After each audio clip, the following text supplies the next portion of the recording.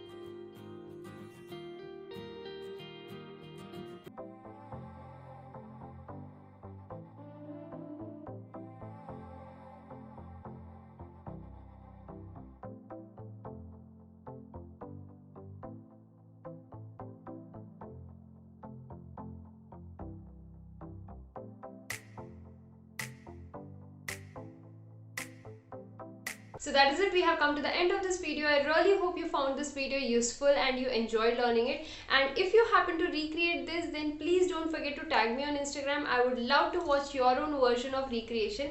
My Instagram handle will be somewhere here.